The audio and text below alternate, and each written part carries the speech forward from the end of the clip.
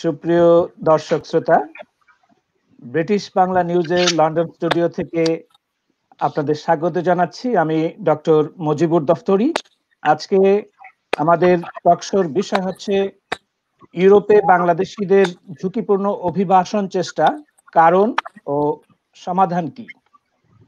আজকে এ বিষয়ে কথা বলবেন তিনজন বিশিষ্ট ব্যক্তি, এজন্য আমাদের সাথে রয়েছেন। তারা হচ্ছেন জনাব রিয়াজ হামিদুল্লাহ, নেদারল্যান্ডসে নিযুক্ত বাংলাদেশের রাষ্ট্রদূত। আপনাকে স্বাগতম জনাব রিয়াজ হামিদুল্লাহ। আমাদের সাথে আছেন অধ্যাপক ডক্টর তাসনিম সিদ্দিকী, তিনি ঢাকা বিশ্ববিদ্যালয়ের পলিটিক্যাল সায়েন্স ডিপার্টমেন্টের প্রফেসর এবং chair refugee and migratory movement research unit, RMMRU, Bangladesh. আমাদের সাথে আরো রয়েছে, আপনাকে স্বাগতম ডক্টর তাসনিম সিদ্দিকী। আমাদের সাথে আরো আছেন জনাব বিকাশ চৌধুরী বড়ুয়া, তিনি হচ্ছেন chairman Basuk diaspora and development, এটি একটি নেদারল্যান্ডস ভিত্তিক এনজিও। আপনাকে স্বাগত জানাচ্ছি বিকাশ দা। তো এখন প্রশ্ন পর্বে যাওয়ার পূর্বে আমি আমার যে তিনজন ডিস্টিংগুইশড অতিথি আছেন তাদেরকে আপনাদের সাথে পরিচিত করব এবং পরবর্তীতে আমি অভিবাসন বিষয়ে, বর্তমান যে সমস্যাটা আছে ইউরোপে ঝুঁকিপূর্ণ অভিবাসনের, সে বিষয়ে একটু আলোকপাত করব, তারপর আমরা প্রশ্ন পর্বে চলে যাব। তো জনাব রাষ্ট্রদূত জনাব রিয়াজ হামিদুল্লাহ, তিনি অর্থনীতির উপর উচ্চশিক্ষা গ্রহণ করেছেন ভারত এবং বাংলাদেশ থেকে। 1995 সালে তিনি পররাষ্ট্র ক্যাডারে যোগদান করেন। তার কর্মের অনেকটা অংশ অর্থনৈতিক কূটনীতির উপর ফোকাস করে তিনি করেছেন। তিনি জাতিসংঘে বাংলাদেশের স্থায়ী মিশনে দায়িত্ব পালন করেছেন। ভারতে বাংলাদেশের হাই কমিশনার হিসেবে সার্ভ করেছেন। তিনি নেপালের কাঠমান্ডুতে সার্ক সেক্রেটারিয়েটের ডিরেক্টর হিসেবেও দায়িত্ব পালন করেছেন। পররাষ্ট্র মন্ত্রণালয়ে তিনি ইউরোপ এবং ইউরোপিয়ান ইউনিয়ন অ্যাফেয়ার্সের ডিরেক্টর জেনারেল হিসেবেও দায়িত্ব পালন করেছেন। একই জায়গাতে তিনি মাল্টিল্যাটারাল ইকোনমিক অ্যাফেয়ার্সের ডিরেক্টর জেনারেল হিসেবেও দায়িত্ব পালন করেছেন। এছাড়া ওয়ার্ল্ড ইকোনমিক ফোরাম, যেটা সুইজারল্যান্ড ভিত্তিক একটি প্রতিষ্ঠান, যেখানে তিনি বাংলাদেশের ফোকাল পার্সন হিসেবেও কাজ করছেন 2017 সাল থেকে। নেদারল্যান্ডের রাষ্ট্রদূত হিসেবে দায়িত্ব গ্রহণের পূর্বে তিনি শ্রীলঙ্কায় বাংলাদেশের হাই কমিশনার হিসেবেও দায়িত্ব পালন করেছেন। তারপর আমি আসছি ডক্টর তাসনিম সিদ্দিকীর বিষয়ে। তিনি ঢাকা বিশ্ববিদ্যালয়ের রাষ্ট্রবিজ্ঞান বিভাগের অধ্যাপক এবং প্রতিষ্ঠাতা chair refugee and migratory movements research unit, RMMRU, এটার প্রতিষ্ঠাতা এবং চেয়ার, যা বাংলাদেশের প্রধান মাইগ্রেশন থিঙ্ক ট্যাঙ্ক হিসেবে তিনি কাজ করছেন। তিনি তার এক্সপার্টিজ এরিয়া হচ্ছে যে জলবায়ু পরিবর্তন ও অভিবাসন, নারী অভিবাসন, মাইগ্রেশন গভর্নেন্স, ডায়াসপোরা এবং রেমিটেন্স বিষয়ে। বিশ্বের নামি দামি বিভিন্ন জার্নালে তার অনেক লেখা প্রকাশিত হয়েছে এবং তিনি কিছু বিশ্বখ্যাত জার্নালের এডিটর হিসেবেও দায়িত্ব পালন করছেন। ডক্টর সিদ্দিকী ড্রাফট করতে নেতৃত্ব দিয়েছেন national strategy on management of disaster and climate induced displacement in Bangladesh এবং overseas employment and migration act 2013। তিনি ট্রাস্টি হিসেবে কাজ করেছেন ট্রান্সপারেন্সি ইন্টারন্যাশনাল বাংলাদেশ এবং migrant welfare bank of Bangladesh প্রতিষ্ঠানগুলোতে। সর্বশেষে জনাব বিকাশ চৌধুরী বড়ুয়ার বিষয়ে বলছি। তিনি বাসুক অর্থাৎ ডায়াসপোরা অ্যান্ড ডেভেলপমেন্ট নামে একটি প্রতিষ্ঠান আছে নেদারল্যান্ডসের, তিনি এর চেয়ারম্যান। বাসুক এটি রেজিস্টার্ড সংগঠন হিসেবে আছে নেদারল্যান্ডস এবং জার্মানিতে। এর পাশাপাশি বাসুক আরো আছে যুক্তরাজ্য, বেলজিয়াম, ইটালি এবং ফিনল্যান্ডে। তিনি স্টিয়ারিং কমিটি মেম্বার হচ্ছেন GFMD অর্থাৎ global forum on migration and ডেভেলপমেন্টে। এছাড়া তিনি পরিচালক হিসেবে আছেন global academy on migration and development, GAMD, এবং তিনি vice president diaspora forum for development, DFD, Netherlands. এছাড়া Basuk Bangladesh civil society for migrants নামে একটি নেটওয়ার্ক আছে, এই নেটওয়ার্কের অন্যতম সদস্য।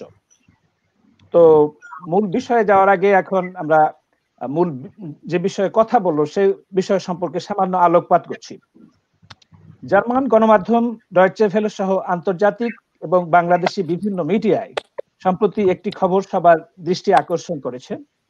শত শত বাংলাদেশি, পাকিস্তানি, মরক্কান, আলজেরিয়ান ইউরোপে ঝুঁকিপূর্ণভাবে অভিবাসী হিসেবে যাত্রাকালে বসনিয়া ও হার্জেগোভিনা এবং ক্রোয়েশিয়ার সীমান্তে জঙ্গল ও পরিত্যক্ত আবাসে আটকে পড়েছেন ভেলুকা ক্লাদুস শহরের কাছে। তাদের লক্ষ্য মূলত ইটালি যাওয়া এবং অন্যান্য লক্ষ্যস্থলে যাওয়া, এবং যারা মানব পাচারকারী আছেন তাদের ভাষায় এটাকে বলে গেম মারা। তো এক্ষেত্রে তারা অনেকটা ব্যর্থ হয়ে ওখানে আটকে আছেন। তারা প্রচন্ড ঠান্ডা, অমানবিক অবস্থার মধ্যে আছেন, কোনো রুম নাই, পানি নাই, চিকিৎসা নাই, এরকম একটা দুরবস্থা। এদের অনেকেই ঢাকা থেকে দুবাই বা তুরস্ক হয়ে লিবিয়া দিয়ে ডিঙ্গি নৌকায় করে ইউরোপে ঢুকেছেন, লক্ষ্য ইউরোপীয় ইউনিয়নভুক্ত দেশে অভিবাসী হওয়া। তারা চাচ্ছেন ইটালি, যুক্তরাজ্য, জার্মানি, ফ্রান্স, গ্রিস এ জাতীয় জনপ্রিয় ডেস্টিনেশনে ঢোকা ইউরোপিয়ান ইউনিয়নের মধ্যে।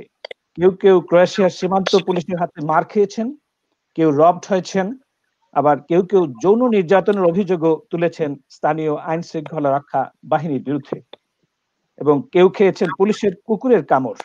এ জাতীয় রিপোর্টও রয়েছে ডয়েচে ভেলেতে। এবং অত্যন্ত মানবেতর জীবনযাপন করছেন তারা, অনেক টাকা পয়সা দিয়ে প্রতারিত হয়ে এই অবস্থায় আছেন। এসব ব্যক্তি ওয়ার্ক ভিসার জন্য 5 লাখ টাকা খরচ করেছেন, এবং অনেক ক্ষেত্রে নিয়োগকারীর জন্য ফি দিয়েছেন 15 লাখ টাকা, প্রায় 20 লাখ টাকার মতো প্রায় এভারেজে প্রত্যেকের খরচ হয়েছে। এবং তারা ঝুঁকিপূর্ণ পথে সাগর পাড়ি দিয়ে, জঙ্গল পেরিয়ে ইউ দেশে ঢোকার চেষ্টা করে চলেছেন। এবং বর্তমানে একটি উল্লেখযোগ্য যে বর্তমানে প্রায় 1 লক্ষ বাংলাদেশি বৈধ কাগজপত্র ছাড়া ইউরোপে আছেন। উত্তর আফ্রিকা, বিশেষ করে লিবিয়া হয়ে উঠেছে মানব পাচারের একটি বড় জনপ্রিয় রুট বাংলাদেশিদের জন্য। অনেক বাংলাদেশি এর আগে মর্মান্তিক মৃত্যুবরণ করেছেন সাগরে, ভূমধ্য সাগরে হয়েছে তাদের সলিল সমাধি। কিন্তু বিপজ্জনকভাবে ইউরোপে পাড়ি জমানোর স্বপ্ন এখনো থামেনি বাংলাদেশি যুবকদের জন্য। কিন্তু কেন? এর কারণ এবং সমাধান কি, এই বিষয়ে আমরা এখন কথা বলবো। আমরা এখন প্রশ্ন পর্বে যাচ্ছি। আমার প্রথম প্রশ্ন হচ্ছে প্রফেসর তাসনিম সিদ্দিকীর কাছে। এই যে মধ্যপ্রাচ্য, তুরস্ক বা লিবিয়ার ট্রানজিটের মাধ্যমে অবৈধভাবে ইউরোপের লোকজনকে পাচার করা হচ্ছে, এর পেছনে কারা জড়িত আছে? আমরা তো যে কোনো সময় যখন এই ধরনের ঘটনাগুলো ঘটে তারপরে যেটা দেখতে পাই, আমাদের র্যাব, পুলিশ এরা মূলত দালাল, যে লোকাল যে দালাল তাদেরকেই ধরছেন এবং তাদেরকে দায়ী করছেন এই পুরো ব্যবস্থাটার জন্য। তো ওই 26 জন যখন মারা গেলেন তারপরেও কিন্তু দেখা গেল প্রতিটা মানুষকে কেন্দ্র করে যারা মারা গেছেন তাদের গ্রাম ট্রাম সব জায়গা থেকে দালালদেরকে ধরা হচ্ছে। কিন্তু এই দালালদের সাথেই বেশ কতগুলো দালালের সাথেই কিন্তু নাম এসছে দুটো রিক্রুটিং এজেন্সি। কিন্তু সেই দুটো recruiting agency travel document process করেছে বা অন্য কাজগুলো করেছে, কিন্তু এর পরবর্তীতে 7 দিন পরে কিন্তু আমরা আর সেই রিক্রুটিং এজেন্সিগুলোর নাম শুনতে পাইনি। অন্যদিকে ট্রাভেল এজেন্সি বলে অপারেট করছে এরকম অনেক আছেন, তারাও কিন্তু এই ব্যবস্থা, এই পুরো প্রক্রিয়ার সাথে যুক্ত। আর এটা তো আমরা জানি এটা একটা আন্তর্জাতিক চক্র, যেখানে বাইরে প্রতিটা দেশে দেশে প্রতিটা ঘাটে এক ধরনের চক্র কাজ করছে এবং একজনের হাত থেকে এটা আরেকজনের হাতে যাচ্ছে। বাইরের চক্রটার ব্যাপারে আমি বেশি বলবো না, এটা আন্তর্জাতিকভাবে এটা নলেজটা আছে। কিন্তু আমরা যদি শুধু বাংলাদেশের দিকে তাকাই, আমার মনে হয় যে আমরা কিন্তু জানি এটা কারা। এটা শুধু দালাল নয়, লোকাল দালালের হাতে এই পুরো ব্যবসাটা নেই। এটা ডেফিনেটলি বিদেশে থাকা, মধ্যপ্রাচ্য বিভিন্ন পয়েন্টে থাকা আমাদের বাংলাদেশি কিছু দালাল বা রিক্রুটার আছেন, তাদের সাথে যুক্ত হয়ে একেবারে বাংলাদেশে কাজ করছেন এমন কিছু প্রতিষ্ঠান রয়েছে যাদের যোগ সাজসে এই ব্যাপারটা ঘটছে। এবং সেক্ষেত্রে আমাদের কাছে যেটা মনে হয় যে আমরা যদি এটা চাই যে এটাকে আমি বাংলাদেশের কনটেক্সটে ধরবো, সেটা কিন্তু খুব কঠিন ব্যাপার নয়। জঙ্গি দমন যেভাবে সম্ভব হয়েছে, আমরা কিন্তু ঠিক একই প্রক্রিয়ায় এদের বের করতে পারবো এরা কারা। জি, ধন্যবাদ ডক্টর তাসনিম সিদ্দিকী। আমার একটি কারেকশন আছে। জনাব রিয়াজ হামিদুল্লাহ তিনি ইন্ডিয়াতে, ভারতে হাই কমিশনার হিসেবে সার্ভ করেননি, যেটা আমি জানতে পেরেছি। আমার অনলাইন থেকে তথ্য পেয়েছিলাম, এটা ভুল ছিল। তো আমার দ্বিতীয় প্রশ্ন হচ্ছে বিকাশ চৌধুরী বড়ুয়ার কাছে। ওনার কাছে প্রশ্ন হচ্ছে যে প্রায় 20 লাখ টাকা খরচ করে যারা বিদেশে পাড়ি জমাচ্ছেন তারা কিন্তু মধ্যবিত্ত নন, তাই বলা যাবে না যে ঝুঁকিপূর্ণ অভিবাসন দারিদ্র্যের সাথে সংশ্লিষ্ট। কি কি কারণে ইউরোপে অভিবাসন চেষ্টা এতটা আকর্ষণীয় হয়ে উঠেছে বাংলাদেশি যুবকদের মধ্যে?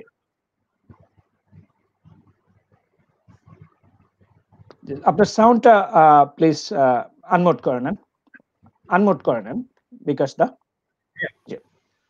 ধন্যবাদ ডক্টর মুজিবুর রহমান। আসলে আমরা যে এই যে বাংলাদেশ থেকে যে পঙ্গপালের মতো অভিবাসীরা আসছে, বাংলাদেশি মাইগ্রেন্টসরা, এটা কিন্তু আজকের ঘটনা নয়। আমরা যদি একটু পেছনে তাকাই, এটা শুরু কিন্তু বিশেষ করে ইউরোপের কথা আমি বলছি, আমি মধ্যপ্রাচ্যের কথা বলছি না। ইউরোপের এটার ভয়াবহ আকারে এটা শুরু হয়েছে আপনার 2017 সালে, এবং শুধু সেই বছর এবং তারা এসছে আপনার এই মধ্যপ্রাচ্য হয়ে, ইরান হয়ে, কিংবা তুরস্ক হয়ে, তারপর লিবিয়া হয়ে, তারপরে আপনার ভূমধ্যসাগর পাড়ি দিয়ে আপনার ইউরোপের দিকে আসছে।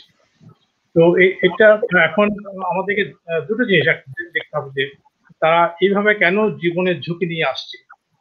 আমরা আমরা আমরা বড় গলায় বলে থাকি যে বাংলাদেশ নিম্ন আয়ের দেশ থেকে মধ্য আয়ের দেশে পরিণত হয়েছে, এবং আমাদের জিডিপি বেড়েছে, আপনার পার ক্যাপিটা ইনকাম বেড়েছে। কিন্তু কথা হচ্ছে, এগুলি কি একটি দেশের অর্থনৈতিক উন্নয়নের একমাত্র ইন্ডিকেটরস কিনা? ডাচ ভাষায় একটা কথা আছে আপনার, পর্তেমানি ফুলে, পর্তেমানি হচ্ছে মানি ব্যাগ, আর ফুলে মানে হচ্ছে ফিল করা।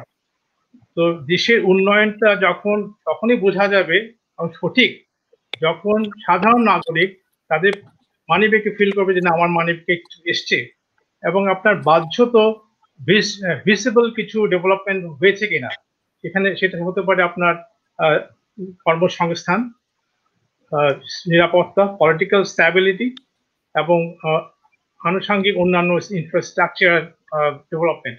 তো এইটা বাংলাদেশে কতটুকু হয়েছে আমার একটু দ্বিধা আছে এই ব্যাপারে। আরেকটা হচ্ছে যে এই যে তরুণ শ্রেণীরা যারা আসছে, আপনার কথা ঠিক, তারা কিন্তু একেবারেই আপনার মার্জিনাল পুয়ার না, কিন্তু তারা মার্জিনাল পুয়ার না এটাও ঠিক বলা যাচ্ছে না, কারণ যারা আসছে তারা কিন্তু আসছে 10-12 লাখ টাকা খরচ করে আসছে, তাদের জমি জমা বিক্রি করে, বন্ধক দিয়ে, আত্মীয় স্বজন থেকে টাকা ধার নিয়ে কিন্তু আসছে। বসনিয়ার যে জঙ্গলে যারা আছে তাদের সাথে আমরা দেখেছি যে ডয়চে ভেলে যে ইন্টারভিউতে তারা বলছে যে আমরা জীবনের ঝুঁকি নিয়ে আসছি, কারণ বাংলাদেশে আমরা এক ধরনের মরেছিলাম, আমরা একটা ঝুঁকি নিয়ে দেখি যদি কপাল খুলে, সেই কারণে তারা কিন্তু এই জীবনের ঝুঁকিটা নিয়ে আসছে। ধন্যবাদ। ধন্যবাদ বিকাশ দা। এখন আমার প্রশ্ন হচ্ছে তাসনিম সিদ্দিকীর কাছে। প্রফেসর, প্রোফাইলের দিক থেকে এই যে যারা ইউরোপে যাচ্ছে ঝুঁকিপূর্ণভাবে, তাদের বয়স, আয় এবং অন্যান্য ডাটা রয়েছে কি আপনাদের কাছে? এসব এটা কিছুটা জি, উনি কি আমাদের সাথে আছেন না লস্ট হয়েছেন? আচ্ছা, আমরা তাহলে চালিয়ে যাই। নেক্সট আমি মিস্টার রিয়াজ হামিদুল্লাহর কাছে যাব, তারপর ওনার কাছে যাব। বিদেশে অভিবাসন মনিটরিং, নিয়ন্ত্রণ এবং অভিবাসীদের অধিকার রক্ষায় বাংলাদেশ সরকার সাম্প্রতিক সময়ে কি কি পদক্ষেপ নিয়েছেন বা নিচ্ছেন? বাংলাদেশ দূতাবাস কিভাবে এই যে বর্তমান যে একটা ক্রাইসিস মোমেন্ট চলছে, এখানে কিভাবে সাড়া দিচ্ছে, বিশেষ করে বর্তমান বসনিয়া ও হার্জেগোভিনা এবং ক্রোয়েশিয়ার এই মাইগ্রেন্ট বিষয়ে? আমি কয়েকটা জিনিস আপনাদের কাছে শেয়ার করি এই মুহূর্তে। আমরা যখন 4 সপ্তাহ আগে প্রথম জিনিসটা নজরে আসে, মিডিয়াতে আসে, তার আগে প্রথম যখন জানতে পারি, তখনই আমরা বসনিয়ান ফরেন অফিসের সাথে কন্ট্যাক্ট স্ট্যাবলিশ করি। কারণ এখানে বিষয়টা যথেষ্ট সংবেদনশীলতাও আছে, কারণ আমরা যখন করছি এটা আমাদের মাথায় রাখতে হবে যে কোনো সময় একটা জনগোষ্ঠী বা একটা গ্রুপ অফ ইন্ডিভিজুয়ালকে যখন ধরা হয়, তখন তাদের জাতীয়তা বা ন্যাশনালিটি ভেরিফিকেশন করাটা কিন্তু খুবই সংবেদনশীলতা এবং সতর্কতার সাথে করতে হয়। সেটা মাথায় রেখে আমরা এখন পর্যন্ত IOM বসনিয়ান অথরিটি এবং ওখানে আমাদের অনারি কনসাল সারায়েভোতে যে আছে তার মাধ্যমে যা পেয়েছি সেটা এরকম 5টা লোকেশনে তারা আছে। একটা ট্রানজিট ক্যাম্প, ওরা ট্রানজিট ক্যাম্প বলে সবগুলোকে। সেদ্রা বলে একটা জায়গা আছে, সেখানে আছে 4 জন, এটা একটা পরিবার। মিরাল বা আপনি ভেটিকা বলে একটা জায়গা আছে, সেখানে 206 জন। বিহাচে একটা লোকেশন আছে 123 জন, আরেকটা জায়গায় 4 জনের একটা পরিবার আছে। আর সারায়েভোতে আছে 373, এটা সর্বাধিক। এখন এরা এই এই এই 4টা-5টা লোকেশন যদি মেলান তাহলে দেখবেন এরা বেসিক্যালি আছে বিহাচে 1990 সালে, যেখানে আমাদের পিস কিপাররা গিয়েছিলেন জাতিসংঘ মিশনে ক্রোয়েশিয়ার সীমান্তে, অর্থাৎ বসনিয়ার উত্তর পশ্চিম অঞ্চলে। আমি এগুলো এই জন্য বলছি যে বোঝানোর জন্য যে আমরা যা জানি দেখেন তার সাথে মিলে কিনা। কারণ এখানে খুব ইন্টারেস্টিং কয়েকটা দিক আছে, যে 2-3টা পরিবার আছে। এখন এরা কিভাবে আসলে কিভাবে মুভ করলো পুরো ট্রেলে, এই জিনিসটা বোঝার চেষ্টা হচ্ছে। আমরা কন্টিনিউস যোগাযোগ রেখে যাচ্ছি। আমরা চেয়েছিলাম যে যদি কোভিডের এই সীমাবদ্ধতা না থাকতো, সরাসরি সরেজমিনে যে সেখানে তাদের বোঝা বসনিয়ান কর্তৃপক্ষের সাথে মিলে, আইএম এর সাথে মিলে, যে আরো ডিটেল তাদের পাওয়াটা। ঢাকার সাথে আমাদের যোগাযোগ আছে, কিন্তু কিছু মৌলিক বিষয় উঠে আসছে। একটা মৌলিক বিষয় হচ্ছে যে এরা কোন রুটে আসলো। যে কথাটা আলোচনা হয় না সেটা হচ্ছে যে এখন পর্যন্ত যা ডকুমেন্ট করা গেছে বা বোঝা গেছে, বাংলাদেশিরা এই ধরনের সিচুয়েশনে যখন ইকোনমিক মাইগ্রেন্ট হিসেবে যাদেরকে আমরা বড়ভাবে অভিহিত করি, তারা কিন্তু প্রায় 18টা রুট দিয়ে চলাচল করছে বা মুভমেন্ট হচ্ছে তাদের। এরা কোন রুটে বা কতগুলো রুটে এসছেন সেটা দেখার বিষয় আছে, এখনো জানাটা হবে না। এবং এখানে এটাও আমাদের খেয়াল রাখতে হবে যে যখন যে আপনি তাদের সাথে কথা বলতে চাবেন, এখানে তাসনিম সিদ্দিকী আছেন, উনি আরো ভালো বলবেন। এখানে অনেক রকম সিনারিও কিন্তু ইভলভ করবে। প্রথম হচ্ছে আপনি ফর এক্সাম্পল যখন তাদেরকে বলবেন যে ফেরত যাওয়ার বিষয়, আমরা কি মনে করি তারা ফেরত যাবে? কারণ দালালরা ওখানে গ্রাউন্ডে পুরো সক্রিয়। কেউ বলছেন যে দালালরা, একজন বলেছে ডয়চে ওয়েলের ইন্টারভিউতে যে সে কনস্ট্যান্টলি টাকা পাচ্ছে, 10,000 টাকা আসলে দালাল 2,000 টাকা রেখে দিয়ে 8,000 টাকা আসছে। তো দালালদের ন্যাচারাল ইনস্টিংক্ট হবে এবং তাদের স্বার্থে হচ্ছে যে এই লোকগুলো যেন থেকে যায়। আবার এই লোকগুলোর মধ্যে একটা জিনিস প্রক্রিয়া কাজ করবে, তারাও কিন্তু এখন ফিরতে চাবে না। কারণ তাদেরকে পুরো জিনিসটা, আমার কেউ যদি বলেন অন্যান্য জায়গায় যেটা হয়েছে, আমি একটা উদাহরণ দিব আপনাকে। শ্রীলঙ্কার ক্ষেত্রে হয়েছে সেটা হচ্ছে যে it's a vicious cycle of temptation, provocation এবং একটা এক ধরনের ইনফরমেশন অ্যাসিমেট্রি নিয়ে খেলাধুলা, যেখানে এটাকে সিম্পলি রাষ্ট্রের ব্যর্থতা হিসেবে দেখার সুযোগ নাই। কারণ এর আগে আমার পরিষ্কার মনে আছে, যখন একটা সিচুয়েশনে রোহিঙ্গা আপনার কক্সবাজারে বোট গেল, যখন সেখানে ডিকম্পোজ করা হলো, দেখা গেছে যে এমন সব বর্ধিষ্ণু থানা বা জেলা থেকে গেছে বাংলাদেশের, যেটা আমরা কখনোই চিন্তা করতে পারি না। নরসিংদীর এমন আপনার থানা যেখানে মানে মানে প্রচুর আপনার সুতার কাজ হয়, ফর এক্সাম্পল ভৈরব থেকে যাচ্ছে, ভৈরবের বাজার থেকে যাচ্ছে। পুরো জিনিসটাতে এমন ভাবে প্রফেসর তাসনিম সিদ্দিকী একটা দারুণ জিনিস বলছিলেন যে এটা যদি আমরা ধরে নিই যে আন্তর্জাতিক চক্রের মাধ্যমে যাচ্ছে, কিন্তু কখনো এটা হতে পারে না যে লোকাল অপারেটর বা বাংলাদেশে অবস্থিত অপারেটরদের ছাড়া পুরো জিনিসটা কিন্তু তাদের মাধ্যমে হতে হয়। আমি একটা প্রশ্ন করি আপনাদেরকে, এই লোকগুলো তো আকাশ দিয়ে জানে, মানে এই লোকগুলো তো মাটি দিয়ে জানে বা পানি দিয়ে জানে। বাংলাদেশ থেকে যখন গেছেন হচ্ছে আকাশ পথে। বাংলাদেশে আকাশ পথ দিয়ে কোন জায়গায় যাওয়ার রাস্তাটা আছে? একটা জায়গা দিয়ে, সেটা ঢাকা এয়ারপোর্টে। আপনি যদি কল্পনা করেন ঢাকা এয়ারপোর্টে দাঁড়িয়ে কোন জায়গাটিতে যাচ্ছে, তাদের চেহারা দেখলে কিন্তু বোঝা যায় যে তারা কে যাচ্ছে। আমি একটা ছোট উদাহরণ দিই আপনাকে। আমি যখন প্রায় শ্রীলঙ্কাতে যাতায়াত করতাম, মাঝে মাঝে দেখতাম যে এমন কিছু লোক দাঁড়িয়ে আছে যাদের চোখের দৃষ্টির মধ্যেই বোঝা যাচ্ছে যে তারা খুবই মানে হতবিহ্বল অবস্থায়। আমাকে শ্রীলঙ্কান এয়ারলাইন্স ম্যানেজার বললো, স্যার এ তো টুরিস্ট ভিসা যাচ্ছে। আমি বললাম জিজ্ঞাসা করেন তো পকেটে $75 বা $100 আছে কিনা, ওকে জানে শ্রীলঙ্কা, ওকে ইংরেজি ভাষা বলতে পারে কিনা। তো এটা তো কোনো রকেট সায়েন্স না, এটা তো দেখেই বোঝা যায় যে কে আসলে টুরিস্ট হিসেবে থাকে। সবাই টুরিস্ট হিসেবে বেরোচ্ছে, আপনি ধরে রাখেন। আর যদি প্রফেসর সিদ্দিকীর কথা যদি বলি, যে যদি আমাদের কর্তৃপক্ষের সিল নিয়ে বের হয়ে থাকে তাহলে সেটা ভিন্ন বিষয়, সেখানে যদি টাইটেন করতে হয় সেটা দেখা যাবে। কিন্তু বড় সংখ্যক তো বের হয়েছে আপনার হচ্ছে যে এইভাবে ট্যুরিস্ট ভিসা নিয়ে বা অন্য কোনো প্রক্রিয়া, সেটা তো তাদেরকে মুহূর্তে আপাত দৃষ্টিতে চিন্তা করা কোনো কঠিন ব্যাপার না। ওই বড় আকারে আপরুট করতে হবে, সেই আমরা জগদ্দল পাথর নড়ানোর মতো সেই জায়গায় না যেয়ে ঢাকা এয়ারপোর্টে দাঁড়িয়ে থাকলে আপনি আপনার প্রত্যেক 3 জনে দাঁড়িয়ে থাকুন, আপনারা পারবেন এটা কিন্তু করতে। পয়েন্টটা হচ্ছে যে it's a very complex and dynamic. আমি ডাইনামিক বলবো, যেমন আপনি আজকে যে ব্যবস্থা নেবেন কালকে ওরা পরিবর্তন করে ফেলবে। ডাইনামিক্স আপনার cycle of temptation, information asymmetry and provocation, এই দিয়ে চলছে। তো আজকে যদি এই জেলাতে টাইটেন করেন, তারা অন্য জেলাতে চলে যাবে, যে তার মানুষকে প্রতারিত করবে। তো আজকে এই তথ্য প্রযুক্তির যুগে সবার হাতে ফেসবুক রয়েছে, এটা আর কতদিন চলবে এটা আমি জানি না। আপনাকে এটাও বলি, একসময় কলম্বো ছিল এই ট্রানজিট রুটের একটা অংশ, সেখানে টাইট করাতে এখন অন্যদিকে শিফট করে গেছে। যে কয় বছরে ছিল মোটামুটি, আমাদেরকে শ্রীলঙ্কান কর্তৃপক্ষ বলছিলেন যে এরা যখন আসে, এসে তাদেরকে এয়ারপোর্টের বাইরে বাংলাদেশি এবং শ্রীলঙ্কানরা থেকে থাকে, তারা খুব নিঃশব্দে তাদেরকে ধরে নিয়ে শ্রীলঙ্কার গ্রামে রাখছে, ওখান থেকে লিবিয়াতে পাঠাচ্ছে ইয়ে করে। তো এইটা ওই জন্যই আমি খুব কনসিয়াসলি বলছি, এটা একটা আমাদেরকে অসম্ভব রকম ডাইনামিক্যালি জিনিসটাকে দেখতে হবে। যে ড্রাগ ট্রাফিকিং যেমন করা হয়, ঠিক অনেকটা সেরকমই কিন্তু এটা অপারেটরদের বিহেভিয়ার, চিন্তা চেতনা কিন্তু ওরকমই। ধন্যবাদ অ্যাম্বাসাডার হামিদুল্লাহ, আপনার অত্যন্ত গুরুত্বপূর্ণ বক্তব্যের জন্য। এর মধ্যে অনেক নুয়ান্স আছে যেটা আমাদেরকে হেল্প করবে সামনে এগিয়ে যেতে এই বিষয়ে।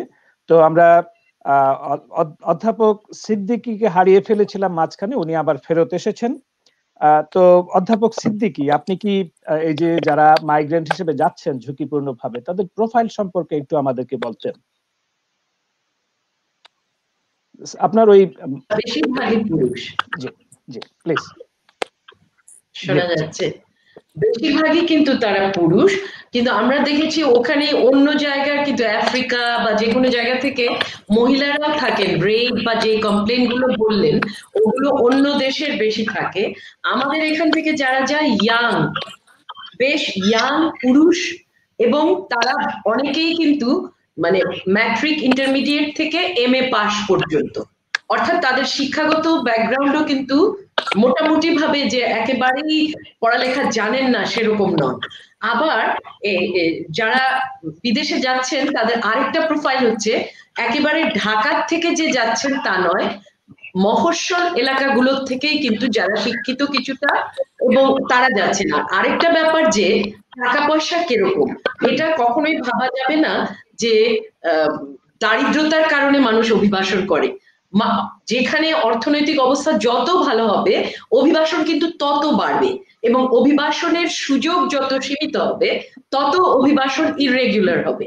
এই জিনিসগুলো একেবারে থিওরির মতো।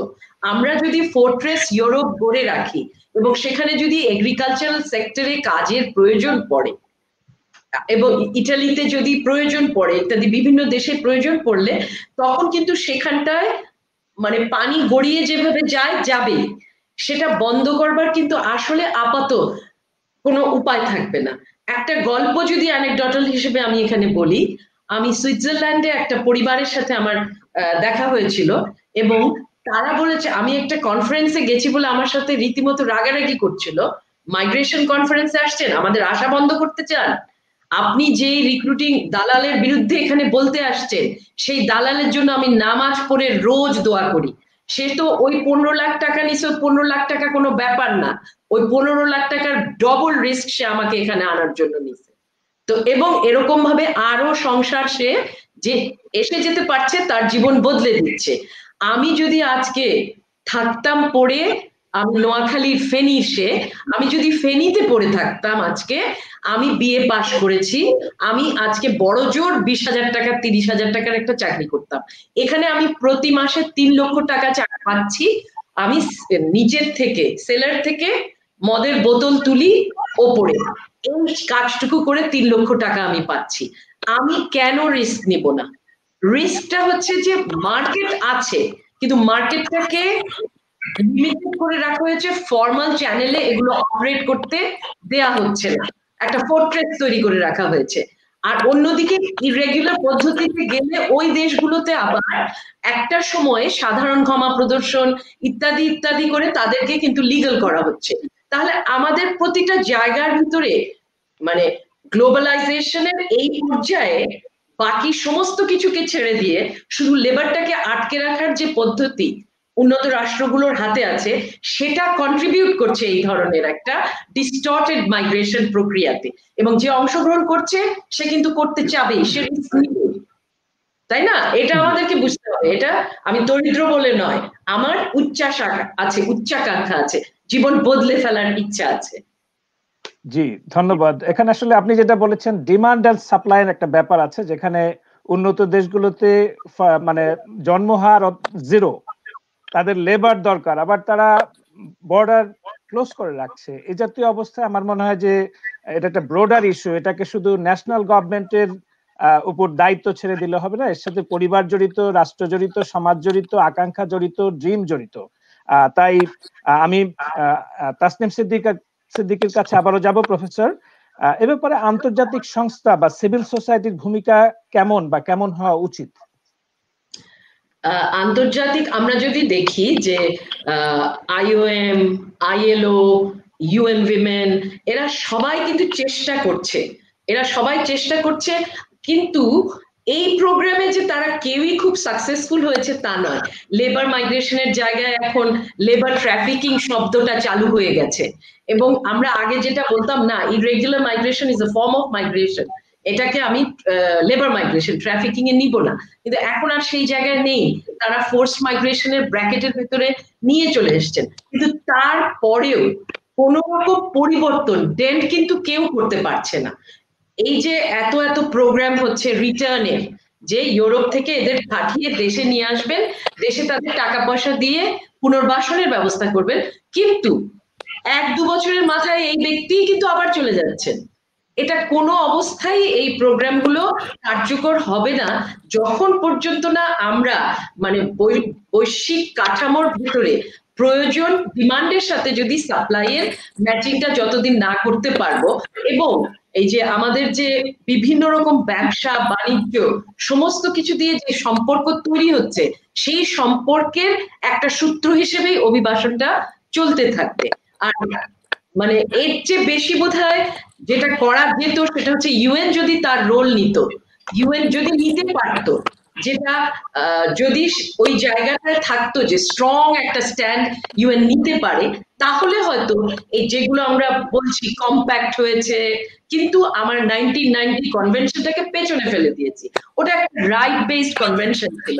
আমরা মোর এন্ড মোর কেমনি করে ডেভেলপড কান্ট্রি নিড গুলোকে অ্যাকোমোডেট করব, অ্যান্টি মাইগ্রেন্ট নিড গুলোকে, আমরা সেই দিকে আন্তর্জাতিক সংস্থারা বেশি যাচ্ছি। যদি অধিকারের দিকটা চিন্তা করি সেদিকে কম যে, তো এই কারণেই একটা ডিস্টর্টেড মাইগ্রেশন সিস্টেম এখন বিরাজ করছে। জি, ধন্যবাদ প্রফেসর সিদ্দিকী। আমি এখন যাব বিকাশ চৌধুরী বড়ুয়ার কাছে। জনাব, অনিয়মিত অভিবাসীদের স্বাস্থ্য সেবা এবং নিয়মিত করার কি উদাহরণ আছে ইউরোপে বা অন্য কোথাও? সেটা কেমন, কিভাবে কাজ করে?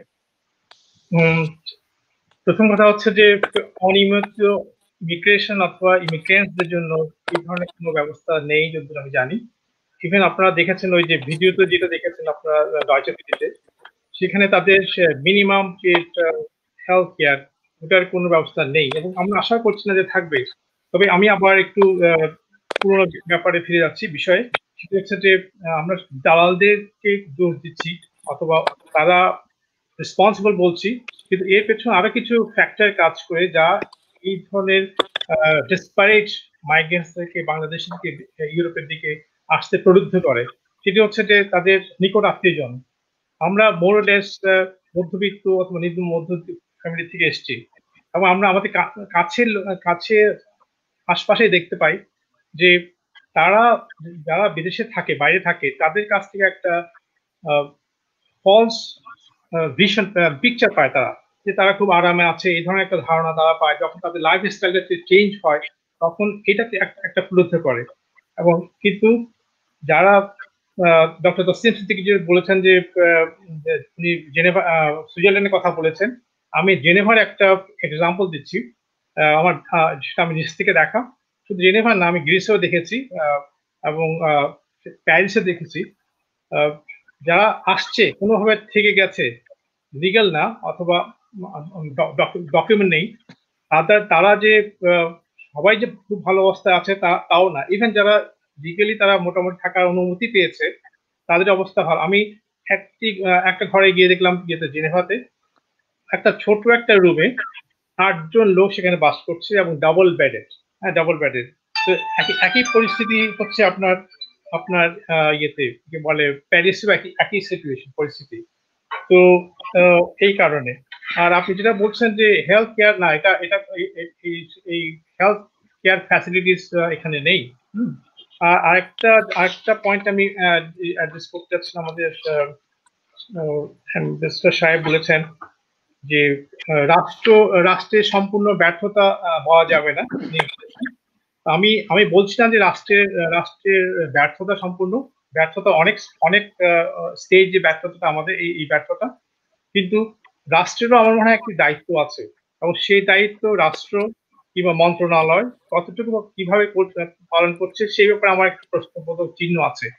আমি একটা এক্সাম্পল দিয়ে আমার এই বক্তব্য শেষ করবো, যে মন্ত্রণালয় কিংবা মন্ত্রী তার নিজের দায়িত্ব সম্পর্কে কতটুকু ওয়াকিবহাল সে ব্যাপারে একটা প্রশ্ন আসে।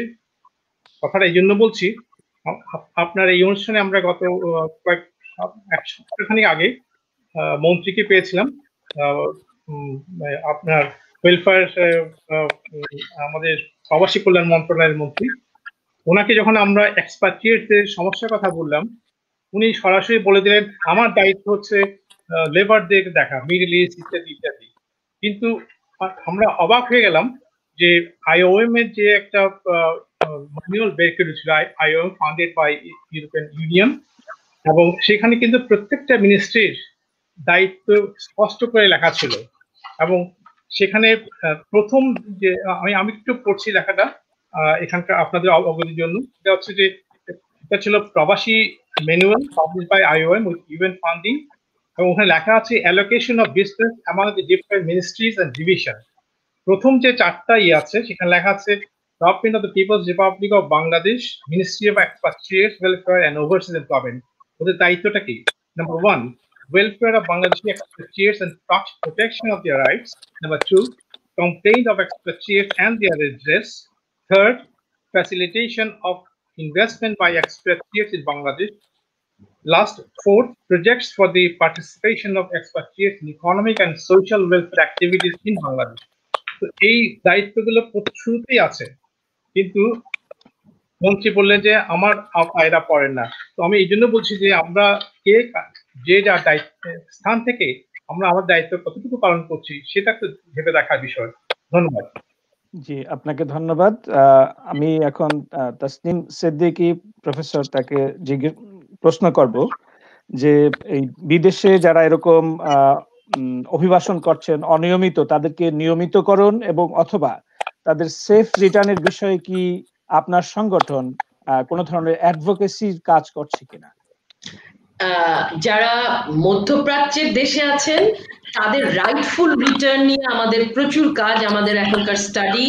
এখন এই যে পুরো ওয়েজ থেফট, তারা যে টাকা পয়সা ওই দেশে ফেলে চলে আসছেন, তাদেরকে আরবিট্রারিলি রিটার্ন করিয়ে দেওয়া হচ্ছে, এগুলোর উপরে আমাদের কাজ আছে। কিন্তু ডায়াসপোরা পপুলেশন অথবা উন্নত বিশ্বে যারা যাচ্ছেন তাদের ফিরে আসার যে রিইন্টিগ্রেশন, এই ধরনের কাজগুলো IOM ব্র্যাকের সাথে এগুলো করছে। কিন্তু এই ধরনের কাজগুলোতে আমরা নীতিগতভাবেই কিন্তু শুরু থেকে নেই, কারণ এই যে যারা এই উন্নত দেশে যেখানটায় যাচ্ছেন, আমাদের ফ্লাইটটা globally migrant forum Asia, migrant rights এশিয়ার সাথে এই ডিস্টর্টেড মার্কেট সিস্টেমের উপরে কাজটা। গ্লোবালাইজেশনের এই যে একটা ডিস্টর্টেড প্রক্রিয়া চলছে সেটার বিরুদ্ধে, সেখানে রিটার্ন করে এনে তাকে রিইন্টিগ্রেশন, ওই কাজ, অথবা তুমি বিদেশে যেও না, ওই কাজটার ভেতরে কিন্তু আমরা নেই। আমরা কাজ করছি বিভিন্ন ফোরামে যে রাইটফুলি তাদের যে যাবার অধিকার আছে সেই ক্ষেত্রটা তৈরি করে দাও। সেই ক্ষেত্র তৈরি না করলে এই অনিয়মিত অভিবাসন কমবে না। আমাদের কাজটা ওই জায়গায়। জি, ধন্যবাদ। অ্যাম্বাসেডর রিয়াজ হামিদুল্লাহ, আপনার কাছে আমার পরবর্তী প্রশ্ন। বাংলাদেশে ফেরত আসা অভিবাসী অথবা বিদেশে গমনেচ্ছুক ভবিষ্যৎ অভিবাসীদের দক্ষতা উন্নয়নে সরকার কি কোনো পদক্ষেপ নিচ্ছেন? নিলে তা কি কি? আমি তার আগে যে আলোচনাগুলো হচ্ছে আমার কাছে মনে হয় যে এই পর্যায়ে 3টা জিনিস ফ্ল্যাগ করা প্রয়োজন।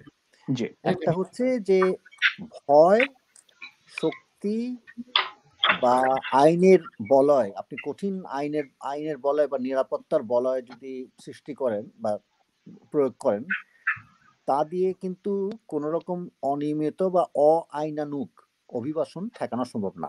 এই কথাটা মনে হয় গত আধা ঘন্টায় উঠে আসছে, একদম পরিষ্কার। এটা আমাদেরকে মানতে হবে। 2, আমার কাছে মনে হয় যে অভিবাসন জিনিসটা একটা দারুণ রঙিন জিনিস। প্রফেসর তাসলিম সিদ্দিকী যে কথাগুলো বলছেন সেখান থেকে আমি সূত্রটা টানি।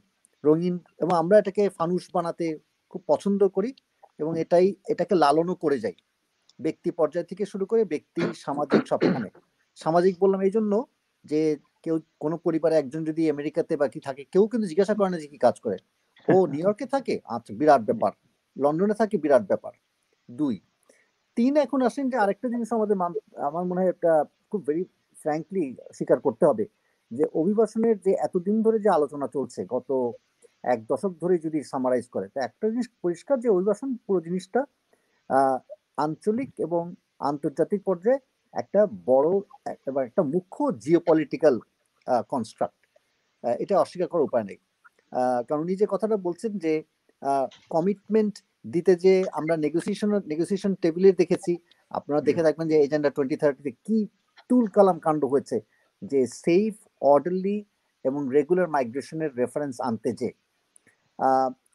এই 3টা জিনিস মৌলিক, এটা আমাদের কাছে মাথায় রাখা হবে। এর মধ্যে চলে আসতে যাচ্ছে এগুলি থাকুক বা না থাকুক, আমি ব্যক্তি রিয়াজ, আমার পরিবার এগুলি বিন্দুমাত্র কেয়ার করেন এবং সেখানে গ্লোরিফাই করা হয় মাইগ্রেশনকে, এবং তখন যে কোনো ভাবে চলে যাওয়া। অর্থাৎ এই যে বললাম যে পুরো জিনিসটা হচ্ছে যেহেতু লোভ এবং টেম্পটেশনের একটা অদ্ভুত কনককশনের মধ্যে দিয়ে সেখানে এটা থেকে বের আসা যায় না। এখন আমি আপনি স্কিলের আপনার যে প্রশ্ন সেটার সাপেক্ষে বলি যে সরকার তো স্কিল করার চেষ্টা করছে, কিন্তু আমি মেহরবানি করে বলবো স্কিলিং এর সাথে কতটুকু সম্পর্ক আছে অর্ডারলি মাইগ্রেশনের, এটা আমি ঠিক এতদিনের অভিজ্ঞতায় আমার কাছে পরিষ্কার না। কারণ দুটো জিনিস করছে এখন, আপনি মধ্যপ্রাচ্যকে টার্গেট করে যখন স্কিলিং করছেন, কি হচ্ছে দুনিয়াতে, ফিউচার অফ ওয়ার্ক রিপোর্ট চলে এসছে, ফিউচার অফ জবস রিপোর্ট চলে এসছে, ILO 2017 রিপোর্ট দেখেন আপনি, যতক্ষণে আপনি একজন মানুষকে, একজন পুরুষ বা মহিলাকে, তাকে আপনি কার্পেন্টার, হোম ক্লিনার হিসেবে, হোম মেকার হিসেবে ট্রেন করছেন, কুক হিসেবে ট্রেন করছেন, সে দেখা যাচ্ছে যে 5-6 বছরের মধ্যে ওই জব স্ট্রিমই নাই। এখন মধ্যপ্রাচ্যে কি হচ্ছে, কুয়েতের মতো জায়গায়, সেখানে আপনি দেখবেন যে এখন হোম রোবট চলে এসছে, সফট রোবট চলে এসছে, এখন পুরো স্ট্রিমটা চলে গেছে। অর্থাৎ আমরা যখন স্কিলিং করছি, ইভেন রিস্কিলিং করছি, এবং আরেকটা বড় জিনিস, আমরা খুব ফিজিক্যাল ওরিয়েন্টেড স্কিল শেখানোর জন্য, অর্থাৎ আপনাকে একটা হাতুড়ি পাটল দিয়ে একটা জিনিস বানাতে হবে বা এইটা করতে হবে, ওটা করতে। কিন্তু দেখা যাচ্ছে যে বড় যে জায়গাটায় বাংলাদেশি মাইগ্রেন্ট ওয়ার্কার হেরে যাচ্ছে, ধরা যাক শ্রীলঙ্কা অথবা দক্ষিণ ভারতের একজন মাইগ্রেন্ট ওয়ার্কার, সেটা হচ্ছে সফট স্কিল। সফট স্কিলের দিকে আমরা বিন্দুমাত্র অনেক সময় দেখি না, আমরা আমাদের অনুধাবনটাই হয় না আসলে। সো সরকার রাজস্ব বাজেট থেকে এবং হচ্ছে আপনার আন্তর্জাতিক সহায়তার মাধ্যমে ইন্টারন্যাশনাল ফাইন্যান্স ইনস্টিটিউশনগুলোর সাপোর্টে অনেক বড় আকারে কাজ করছে স্কিল করার জন্য, কিন্তু এই জায়গাটায় অনেক সময় ব্যক্তি মাইগ্রেন্ট ওয়ার্কার তারও কিন্তু অনুধাবনের ঘাটতি আছে, এবং তার সাথে সাথে একই সাথে রিক্রুটিং। আমি কিন্তু মানে আমাদের যে ট্রেডিশনাল লেবার মার্কেট সেগুলোর সাপেক্ষে আপনার প্রশ্নটা উত্তর দিচ্ছি। আমি বড় আকারে আপনি প্রশ্নটা হয়তো ইউরোপে এবং পশ্চিমা বিশ্বের কনটেক্সটে কিন্তু এই প্রশ্নের উত্তর না, এটা খেয়াল রাখতে হবে, কারণ ওখানে ডাইনামিক্স পুরো জিনিসটাই কমপ্লিটলি ভিন্ন। এটুকুই আমার উত্তর। ধন্যবাদ অ্যাম্বাসেডর হামিদুল্লাহ। এখন আমার পরবর্তী প্রশ্ন, একটা ছোট্ট গল্প আমার মনে হচ্ছে যে এখানে খুব গুরুত্বপূর্ণ, মানে পুরো অভিবাসনের সামাজিক দিকটা আমাদের বুঝতে হবে, যেটা জনাব রিয়াজ হামিদুল্লাহ কিন্তু আনলেন, অ্যাম্বাসেডর আনলেন, যে সামাজিক দিকটা। আমি একটা ছোট্ট গল্প দিয়ে বলি। এথেন্সে আমি একটা বাড়িতে ছিলাম, বাড়িতে গিয়ে থেকেছি তাকে বুঝতে, অভিবাসন বুঝতে, এবং সেখানে তার ওয়াইফ আমাকে বলছেন যে আমি জিজ্ঞেস করলাম কিভাবে থাকলেন, বলছে যে আমাকে আপা আপনার কাছে মিথ্যা কথা বলবো না, আমার স্বামী এখানে কন্ট্রাক্ট ম্যারেজ করে থাকছে, আমার স্বামী কিন্তু কোনোদিন কোনো মেয়ের সাথে থাকে নাই, আমি কন্ট্রাক্ট ম্যারেজ করেছে কিন্তু আলাদা থাকছে, আর তারপরে আমাকে নিয়ে আসছে। আমার স্বামী খুব ভালো, কিন্তু 6 বছর তাকে কন্ট্রাক্ট ম্যারেজে থেকে তারপরে সে এখানে এনেছে। তো এই যে বিদেশে যাবার জন্য, বিদেশে থাকার জন্য, আমরা যখন কলেজে পড়তাম একটা কন্ট্রাক্ট ম্যারেজ আগে হওয়া, সেখানে আমাদের এক বান্ধবীর বিয়ে হলো, সে সেই জায়গা ছেড়ে সেই দেশ থেকে এক বাক্যে ঢাকায় চলে আসলো, ছি ছি ছি ছি লোকটার আগে একটা বিয়ে হয়েছে। সেই মন এখন এইখানে চলে আসছে যে আমার স্বামী ভালো, 6 বছর এক বাসায় থাকছে কিন্তু ওর সাথে কোনো সম্পর্ক ছিল না, আমি যেই ও লিগ্যাল হয়ে গেছে আমাকে নিয়ে আসছে। এই যে ব্যাপারটা, এটা একটা মানসিক পরিবর্তন হয়ে গেছে। এখন আমি বেস্টটা চাই, সারা পৃথিবীতে যেখানে যা সবচেয়ে ভালো আছে আমি ওটা চাই, আমি ভোক্তা। এই ভোক্তার মনটাকে না বুঝে আমি অভিবাসনকে কোনো অবস্থায় বুঝতে পারবো না। এটাকে গালি দিয়ে লাভ নাই, এই ভোক্তার মন, আমার ছেলে মেয়ে বিদেশে বসে আছে, তাহলে একটা মফস্বলের ছেলে কেন যেতে চাবে না, আমি ওকে কেন করতে পারছি না?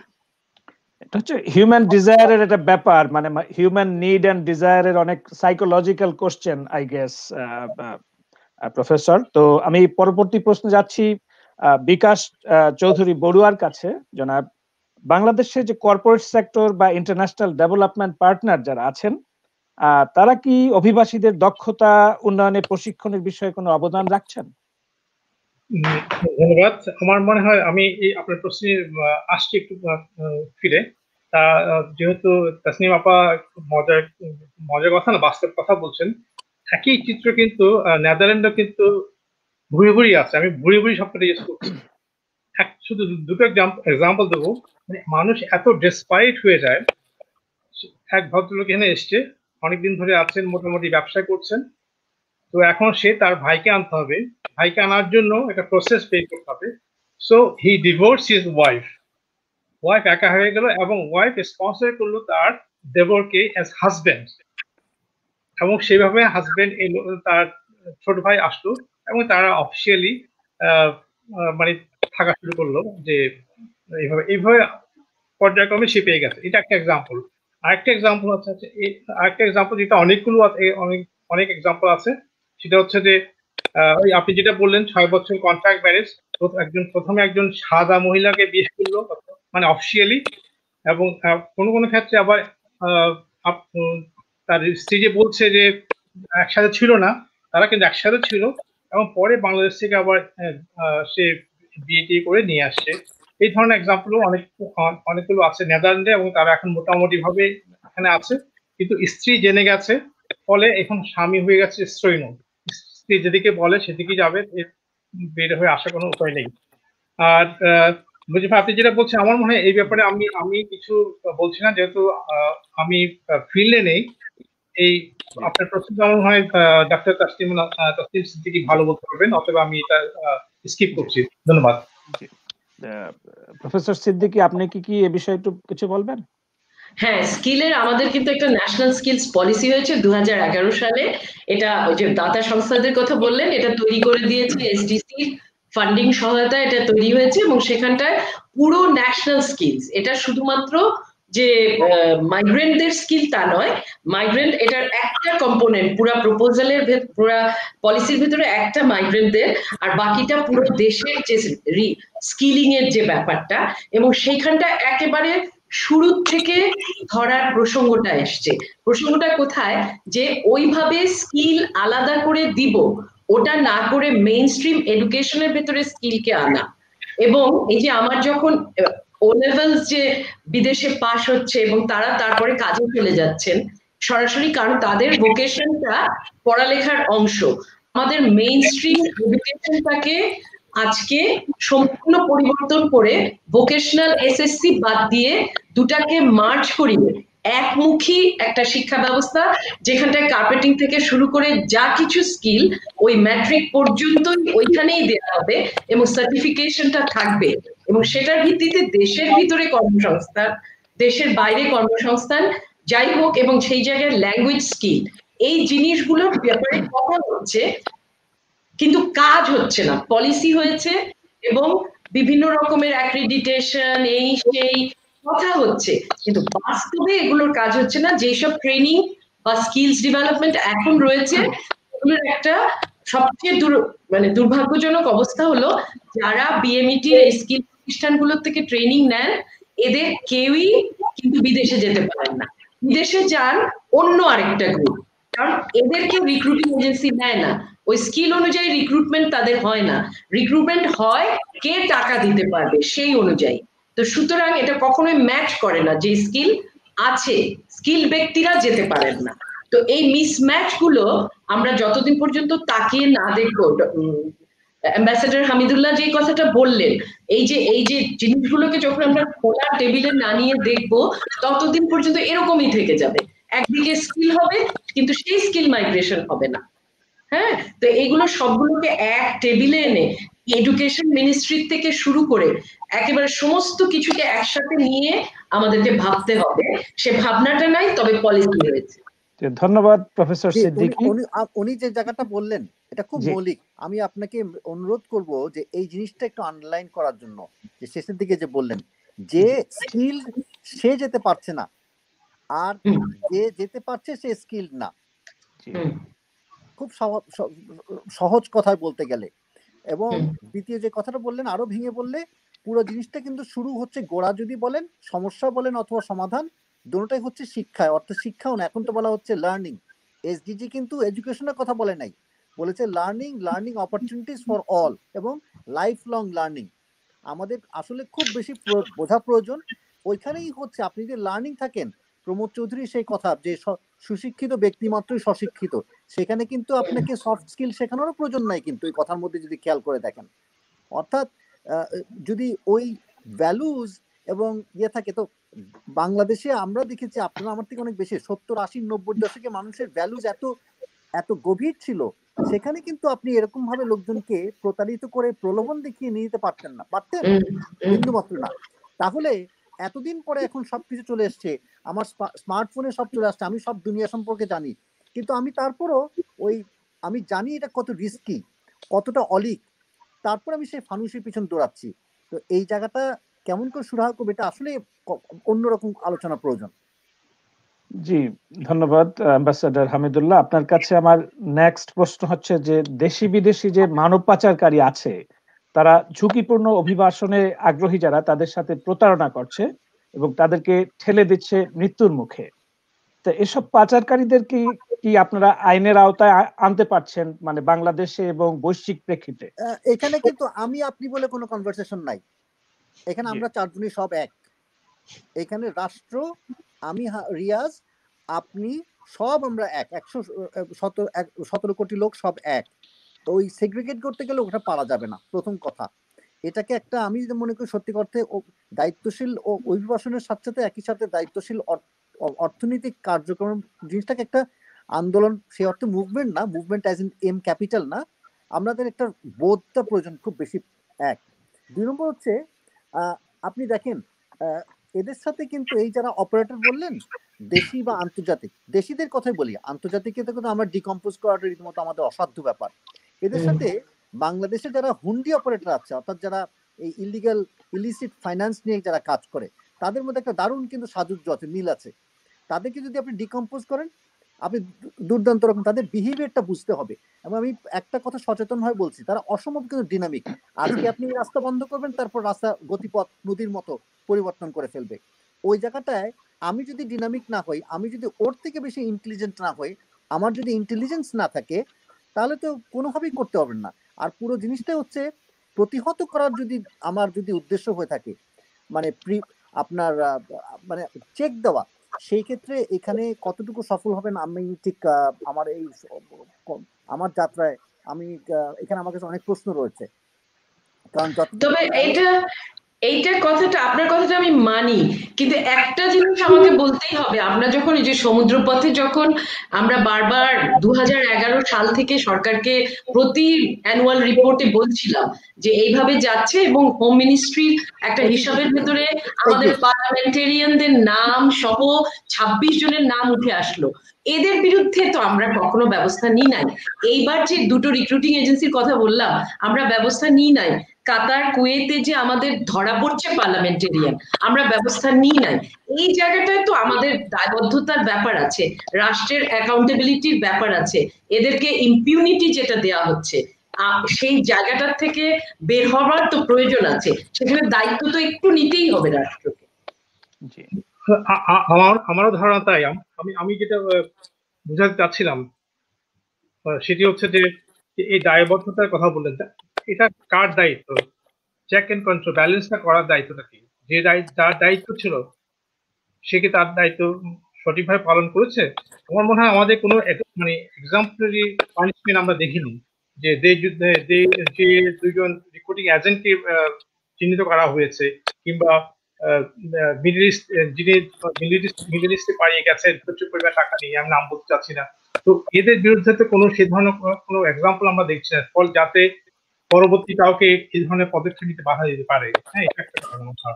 জি, একজন প্রশ্নকর্তা তিনি প্রশ্ন করেছেন যে হোয়াট অ্যাবাউট গভর্নেন্স, আপনারা এটার উত্তর কে দেবেন? নায়েম আহমেদ সাহেব বলেছেন যে হোয়াট অ্যাবাউট গভর্নেন্স, আপনি কে উত্তর দিতে চান এটা? গভর্নমেন্টের লোক আছেন, গভর্নমেন্টের লোক দিন আমরা শুনি। রিয়াজ ভাই, গভর্নেন্স কেবলমাত্র কিন্তু গভর্নমেন্টের মধ্যে সীমাবদ্ধ না। জি, সব পর্যায়ে সবাইকেই মানে টু বি গভর্নড আর কি, to be governed and to govern. আমার ধারণা যে আপনার যে বলছি যে জেসিএম এর কথা বলছি, যে global compact on safe orderly, আমি এতক্ষণ যা বলেছি সেখানে কিন্তু বেশ কিছু আমি জায়গায় কিন্তু হাত দিয়েছি যে কোন কোন জায়গায়, যেমন আমি বলছি যে আপনি এয়ারপোর্টের ক্ষেত্রে যদি আপনি সত্যি কথা প্রিভেন্টের কথা বলতে চান, একটা সিঙ্গেল পয়েন্ট আছে এবং এটা কোনো রকেট সায়েন্স না। এটা করতে আপনারা তিনজনই আসেন, দাঁড়িয়ে থাকেন এয়ারপোর্টে, লোক ঢুকছে, আপনি চেহারা দেখলে কিন্তু বলে দিতে পারবেন যে একে জেনুইনলি যাচ্ছে কি যাচ্ছে না। তাকে যদি আপনি 5 মিনিট কথা না 2 মিনিট কথা বলেন, ও কিন্তু কনফেস করে ফেলবে আপনাকে এবং কথাতেই দ্বিধা বের হয়ে আসবে। কিন্তু ওই জন্যই বলছি এটা কোনো রকেট সায়েন্স না, পুলিশও লাগবে না। তাহলে মৌলিক প্রশ্ন হচ্ছে বিমানবন্দর মতো এরকম একটা বিশাল দৃশ্যমান জায়গাতে দৃশ্যমান হবে কিভাবে চলে যাচ্ছে? সেটাই না, একই পয়েন্টে বলতে হয় আর কি, যে আমরা সবাই জানি কিন্তু কোথায় রুটসটা, কোথায় প্রবলেমটা কোথায়, কিন্তু আমরা ওখানে ধরছি না। আমরা জেনেও না জানা ভান করছি। আমরা বিকাশ দা ওইখানে গেলে আমরা কিন্তু আটকে যাচ্ছি, মানে ঘোরাফেরা করে। বরঞ্চ সমাধানের যদি বলেন, এখন আপনি বলেন দায়িত্বটা কার? আমার না সরকারের? সরকার তো আমাদের সবার সমষ্টি। আমি যেমন সরকারের মধ্যে আছে, আপনারাও সবাই কিন্তু এক হিসেবে আছেন। মানে আমরা তো এইখানে মাইগ্রেশনের ক্ষেত্রে কাউকে যদি আলাদাভাবে ভাগ করতে চাই যে আমার দায়িত্ব আছে আপনার এটুকু না, এটা মনে হয় একটু ডিফিকাল্ট হবে। আমি সেভাবে দেখি। আমি কেবলমাত্র রাষ্ট্রদূত হিসেবে না, আমি যে ইউরোপে থেকে এই কথাগুলি বলছি, নেদারল্যান্ডস থেকে, তা কিন্তু না, আমি তার বলের বাইরে যে বলছি। কারণ এটা আমি মনে করি যে দেশের নাগরিক হিসেবে, মানুষ হিসেবে আমার জিনিসটাকে সেভাবে দেখার প্রয়োজন আছে। এখানে যথেষ্ট মানবিকতা প্রয়োজন, এখানে যথেষ্ট প্রয়োজন যে আমরা আমাদের যে বলয় আছে বা সার্কেল আছে তার বাইরে যে কাজ করি। তা না হলে কোনোদিন সলিউশন হবে না। কারণ আমি যদি মনে করি যে এটা এখানে প্রবলেমটা এর বাইরে কিছু করছে, আমি সেটা কগনিজেন্সে নেব না, তাহলে তো হবে না। কারণ এটা একটা ফ্লো, এটা অসম্ভব ফ্লুইড একটা স্পেস। জি, ধন্যবাদ অ্যাম্বাসেডর হামিদুল্লাহ। আমার নেক্সট প্রশ্ন হচ্ছে প্রফেসর তাসনিম সিদ্দিকীর কাছে। সেটা হচ্ছে যে বিশ্ব ব্যবস্থায় যে নর্থ সাউথ বা উত্তর দক্ষিণের যে ব্যবধানটা আছে, অর্থনৈতিক ব্যবধান, তা কমানোর জন্য আসলে সিভিল সোসাইটি বাংলাদেশ সহ বিশ্বে তারা আসলে কি করতে পারে ভবিষ্যতে? মানে নর্থ সাউথের এখন তো নর্থ সাউথ নাই, নর্থ সাউথ বিশ্ববিদ্যালয় আছে কিন্তু নর্থ সাউথ সম্পর্ক তো নাই। হ্যাঁ, এটা অনেক বড় প্রশ্ন। এটা আপনার একটা পুরো ইয়েতেই হয়তো এটা আসবে যে ঠিক আছে, গ্লোবাল নর্থ, গ্লোবাল সাউথ, এদের বিভিন্ন জায়গায় এদের ভূমিকা। আমি যদি শুধু রোহিঙ্গা প্রশ্নটাকে আনি, কারণ এত কিছু এখানে টানা যাবে না, আমি যদি শুধু রোহিঙ্গা প্রশ্নটাকে আনি এবং আমরা যদি দেখি global north at the same time Asian যে চায়না, এরা কিন্তু পুরো চায়না, এশিয়া থেকে চায়না আর অন্যদিকে গ্লোবাল নর্থ, সবাই কিন্তু তার স্ট্র্যাটেজিক ইন্টারেস্ট থেকেই কাজ করলো। তারা কিন্তু এতটুকু বাংলাদেশকে এতটুকু জায়গায় গিয়ে শুধু এই বা অমুক জায়গায় নিজেদের কাজ রাখলো, কিন্তু এই যে পুরো আন্তর্জাতিক পরিসরে যে বার্মার প্রতি যে মানে তাকে দায়বদ্ধ করবার চেষ্টা, জেনোসাইড বন্ধ করানোর চেষ্টা, এইগুলোর জায়গায় যে কাজগুলো করা দরকার ছিল গ্লোবাল কমিউনিটি, একেবারেই আসলো না। শুধু economic, trade, business, investment interest থেকে আমেরিকা পড়ে থাকলো, সমস্ত কয়টা রাষ্ট্র, ইউরোপ পড়ে থাকলো, কেউ এই জায়গাটায় দুই একটা রাষ্ট্র ছাড়া কেউই কিন্তু রোহিঙ্গা প্রশ্নে সেভাবে আসলো না।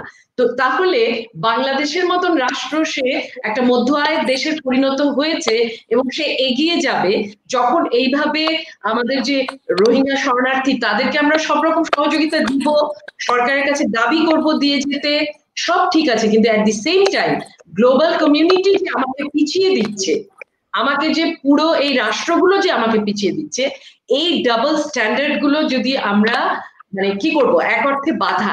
আজকে সৌদি আরবের মতন রাষ্ট্র তার দেশে 4 জেনারেশন ধরে থাকা রোহিঙ্গাকে এখন বলছে তোমার তো অনেক আছে, আরো কটাকে নাও।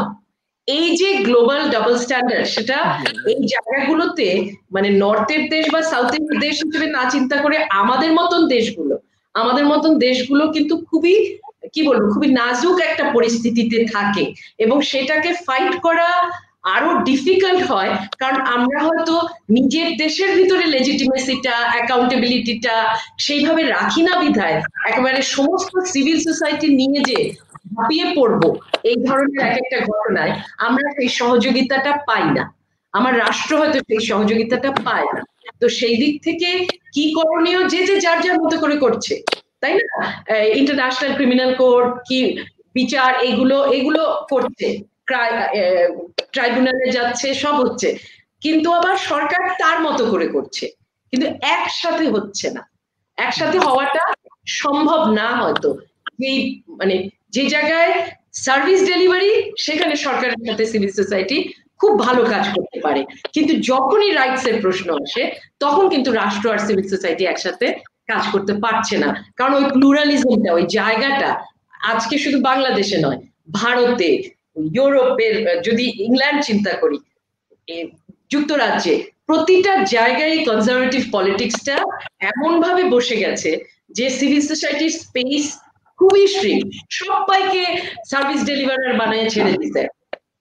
জি, ধন্যবাদ। তো আমার মনে হচ্ছে যে ব্যক্তির ক্ষেত্রে যেমন নীতি নৈতিকতার প্রশ্ন আছে, কিন্তু রাষ্ট্রের ক্ষেত্রে কিন্তু নীতি নৈতিকতার কোনো প্রশ্ন আসে না। ন্যাশনাল ইন্টারেস্টটাই আসলে প্রথমত কাজ করে ইন্টারন্যাশনাল পলিটিক্স এর ক্ষেত্রে। এটা মনে হয় একটা অন্যতম প্রধান কারণ যে আমরা একটা মোর হিউম্যান ওয়ার্ল্ড এখনো পাচ্ছি না।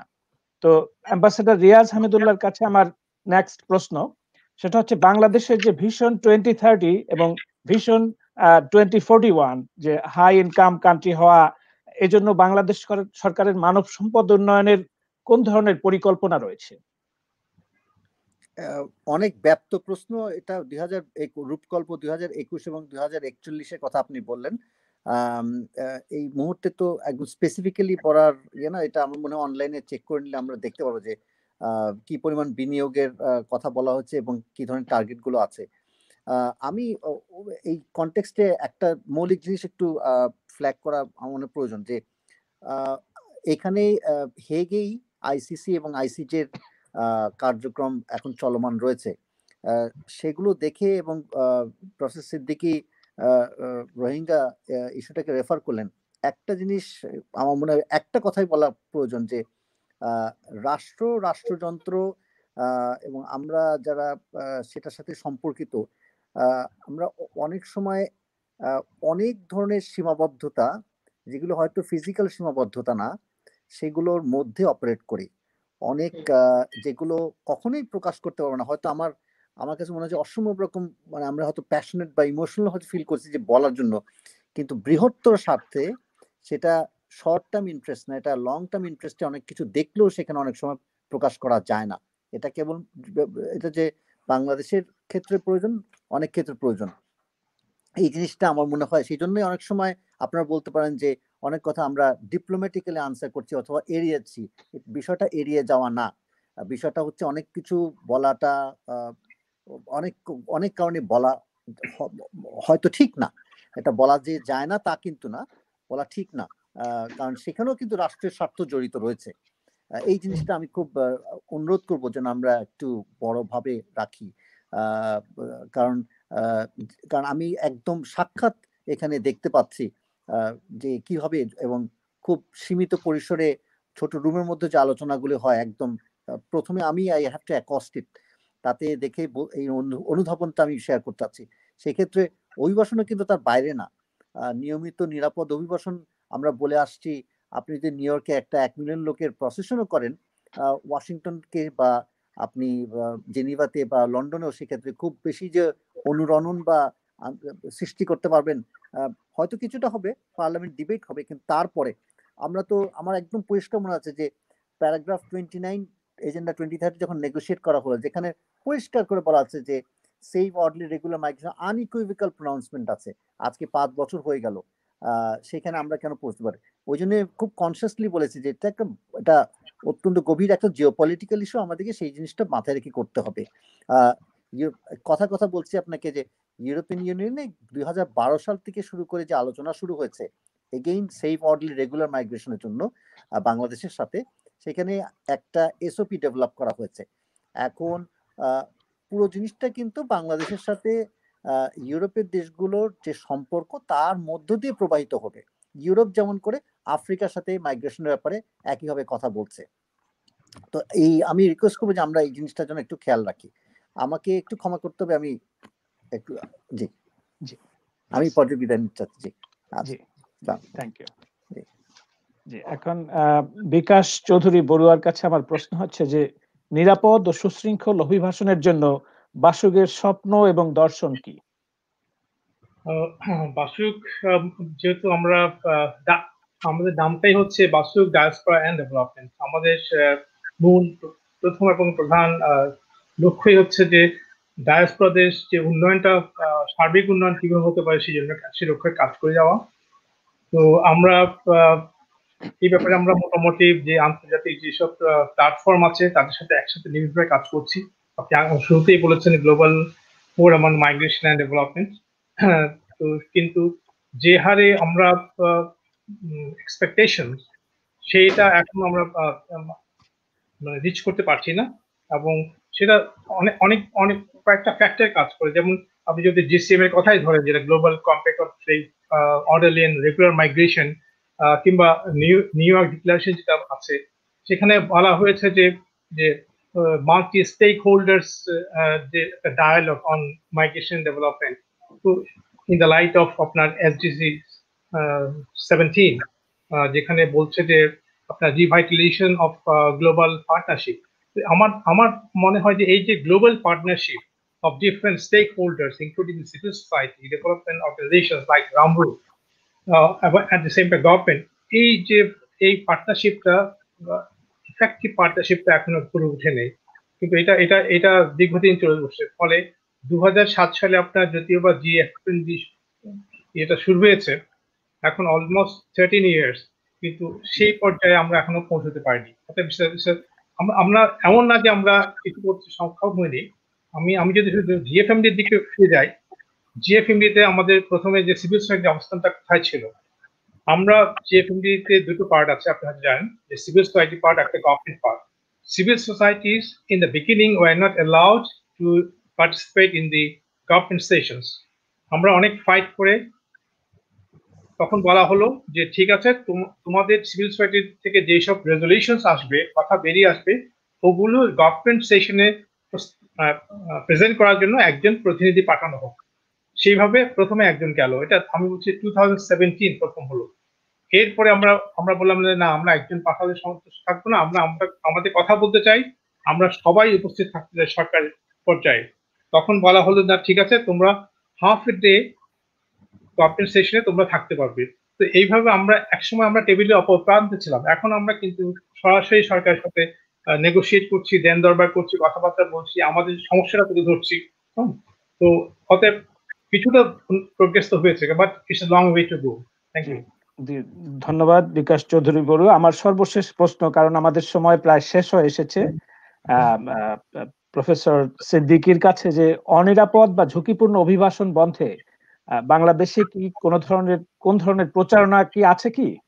যার মাধ্যমে লোকজন সচেতন হবে যে রিস্কি ভাবে বাইরে যাওয়া যাবে না? জি, আমি এটা বলবো, এটার আগে আমার মনে হয় যারা বিকাশ সাহেবের সঙ্গে আমি যেটা যুক্ত করতে চাবো যে এটা তো গেল একটা বৃহত্তর জায়গায় ডায়াসপোরার বিষয়ের কাজ, কিন্তু আমরা যদি জাস্ট ভারতকে ফলো করি, ভারতকে ফলো করলে, ভারতকে যদি দেখি যে 2001 সাল থেকে নিয়ে যেই পলিসিগুলো ভারত নিজে নিল, নেয়ার ফলে সিংঘি রিপোর্টকে বেস করে নেয়ার ফলে দেখেন রেমিটেন্স যে আসছে, ইনভেস্টমেন্ট কিন্তু তার মানে একেবারে সমগুণে আসছে। হ্যাঁ, কেন আসছে? কারণ সেই ওয়ান স্টপ সার্ভিস, তাদের কিছু ন্যাশনাল কিছু কিছু রাইট, সিটিজেনশিপ, বাচ্চা, এই যে আমার দেশ থেকে অনেকে এখন আবার সম্পদ নিয়ে চলে যাচ্ছেন, আমার যারা বিদেশ থেকে এখানে বাড়ি ঘরে ইনভেস্ট করেছিলেন, এখন দেখা গেল কি যে আমার যে সিটিজেনশিপ ল সেটা বলে আমার যদি দুটো মেয়ে থাকে তাহলে আমার সম্পত্তি আমার চাচাতো ভাই পাবে, মামাতো ভাই পাবে। তখন কি দাঁড়াচ্ছে? তখন ও বলছে যে আমি তাহলে এই দেশে আর সম্পত্তি বানাবো কেন, আমার তো দুটো মেয়ে। তাহলে এই যে জায়গাগুলো সব ইন্ডিয়া বদলে ফেলেছে। কেন? ওকে যে বিদেশের যে আমার এখানে ইনভেস্ট করবে সে যেন মানে সে মারা গেলে তার ছেলে মেয়ে যেন সেটা যদি না পায় তাহলে কখনো সে এখানে ইনভেস্ট করবে না, তাই না? তাহলে সিটিজেনশিপ ল থেকে শুরু করে কতগুলো ছোট ছোট জায়গায় যদি আমরা কাজ করতাম, 2004-এ এটার রিপোর্ট কিন্তু আমরা তৈরি করেছিলাম, যে পলিসি তৈরি করে দিয়েছিলাম যে কিভাবে ডিয়াসপোরাকে আমার দেশে একেবারে বেঁধে ফেলা যায়, কিন্তু সেই জায়গাগুলো আমাদের এখানে আগায়নি। আমরা এখন শুধু লেবার মাইগ্রেশন নিয়ে কাজ করি, এই মন্ত্রণালয়ে এইটার কাজগুলোতে যায়নি।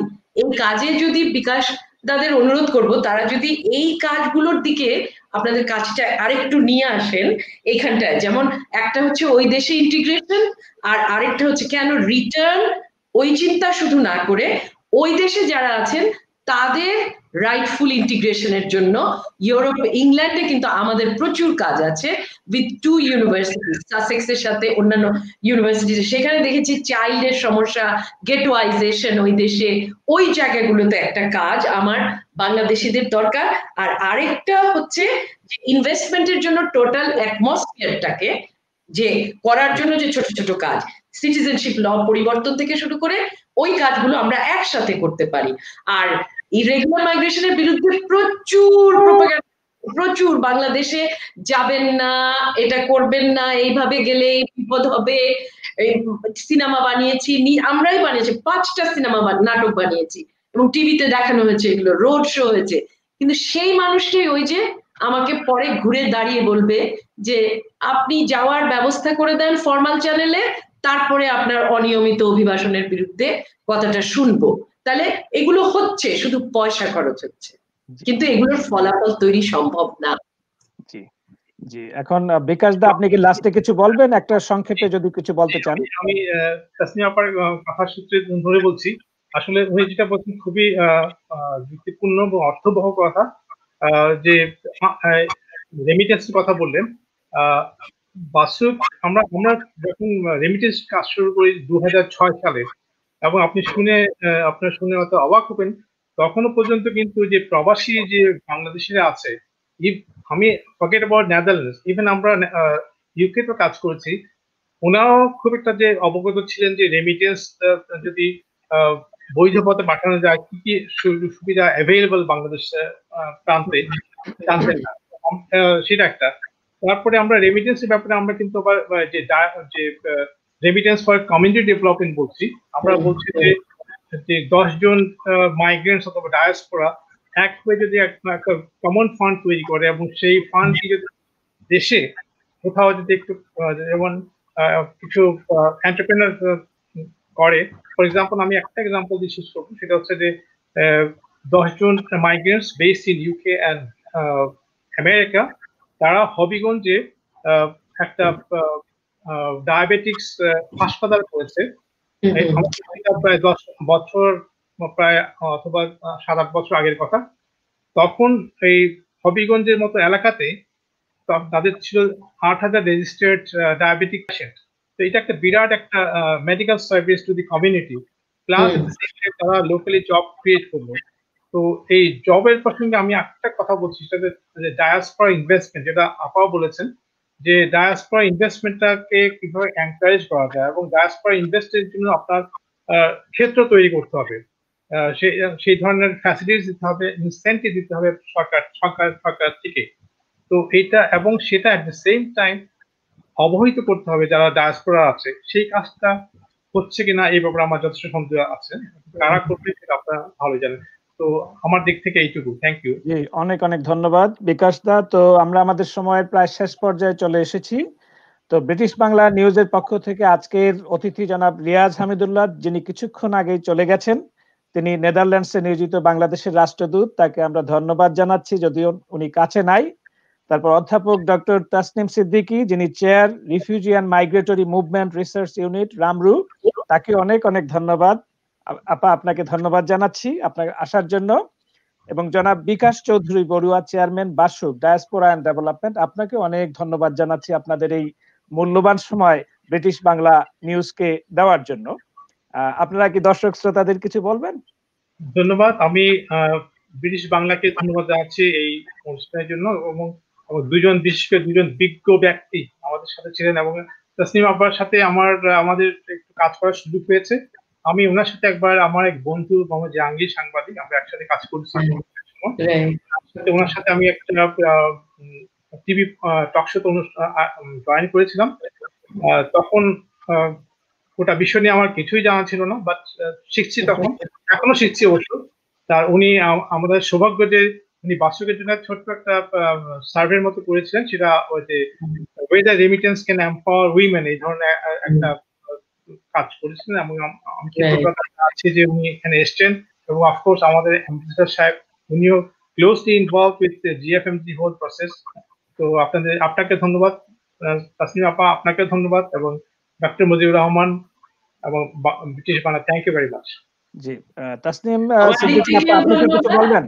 জি, হ্যাঁ, আমারও খুবই ভালো লাগলো। আমি আগে ডায়াসপোরা নিয়ে অনেক কাজ করতাম, ইদানিং একটু কমে গেছে। আমি চাই আবার ডায়াসপোরায় কাজ করতে, অবশ্যই ইয়ে হবে। আর আপনার কোনো হবিগঞ্জ কানেকশন আছে কিনা? আমার দেশও কিন্তু হবিগঞ্জ, সেই জন্য আমি খুশি হয়ে গেলাম হবিগঞ্জের কথা যখন বললেন। আমার মায়ের দেশ হবিগঞ্জ। আচ্ছা আচ্ছা, আমরা হবিগঞ্জে কিন্তু দিনে গেছি। আমার সাথে আমাদের আমস্টারডাম ইউনিভার্সিটির প্রফেসর, যিনি আমাদের অ্যাডভাইজার ছিলেন, এবং আমাদের রিসার্চার যে ছিলেন ডাচ মহিলা, ডক্টর আহমেদ জিয়াউদ্দিন, আমরা দুবার গেছি। আর কয়েকটা বিশেষ প্রজেক্ট ভিজিট করেছি, যেগুলো supported by the diaspora in UK. এরপরে গেলে আমাকে নিয়ে যাবেন। কথা বলে ভালো লাগলো। আপনার মডারেশন খুব সুন্দর, আর আমার যারা বিদেশে আছেন তারা অনেক জানেন, আমাদের চেয়ে অনেক বেশি জানেন আমাদের যারা দর্শক এখানে, আমি তাদেরকে ধন্যবাদ জানাচ্ছি। এবং বিভিন্ন সময় মানে তাদের ইনপুট পেলেও আমাদের অনেক লাভ হবে।